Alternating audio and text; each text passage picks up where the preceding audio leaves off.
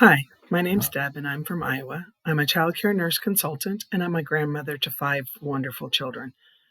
Until 3 years ago, I enjoyed singing musical theater and community theater with my youngest daughters.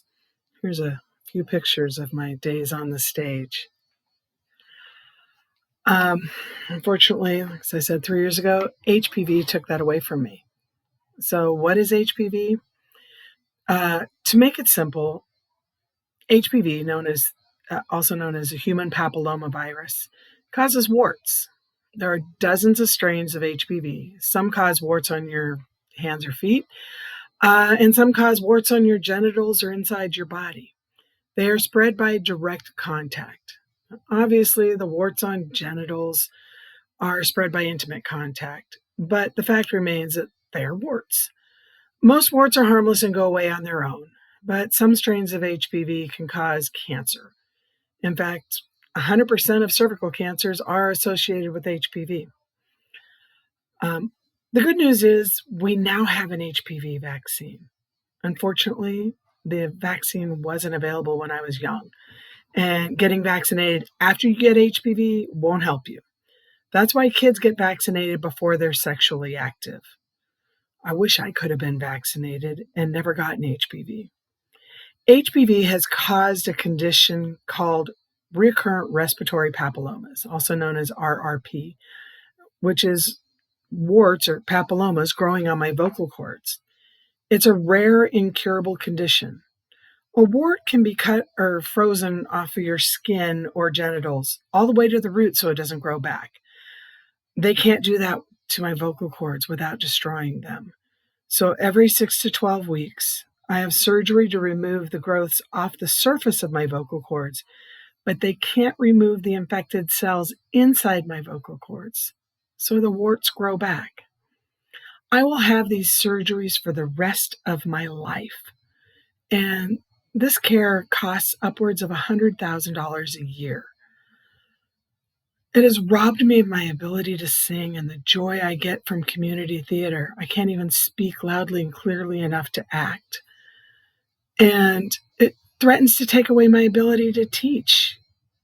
With each surgery, my voice becomes softer and hoarser and harder to hear. And in addition, after each surgery, I have to be on vocal rest for 5 days. This means I can't talk to my family, visit my clients, or teach classes. And this is for up to 12% of my life. Going in public is hard with this hidden and intermittent disability. People don't understand that some disabilities are not continuous. And people assume that I'm deaf when I try to communicate with them using an app or writing or some sign language, but people don't know sign language, so it doesn't help. And it's also frustrating for me to be out in public with friends and family because if there's any other noise in the room, they can't hear me. I can't be part of the conversation. I just kind of have to sit there and listen. But as challenging as this all is for me, I consider myself lucky. RRP is actually more common in children than in adults, and it's worse for children than adults. The growths are more aggressive in children, and because children have small airways, they can actually have their airway completely blocked by the warts.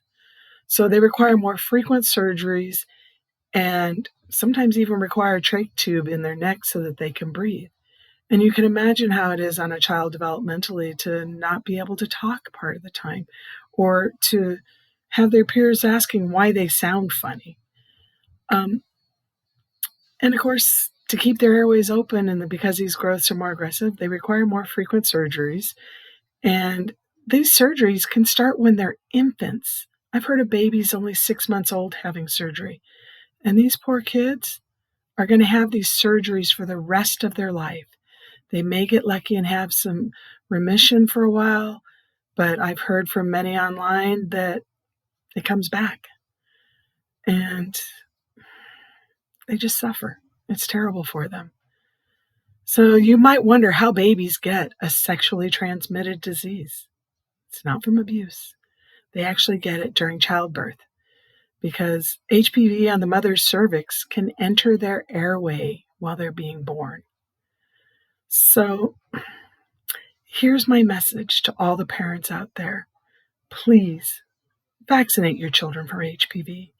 Not only are you protecting your child from some cancers, you're protecting your future grandchildren from a lifetime of suffering and surgeries that is so preventable. My children have seen my suffering, and they have vaccinated their children. I hope that other parents get over the stigma associated with HPV vaccines and see the true benefit for their children now and far into their lives and their future. Thank you so much for listening.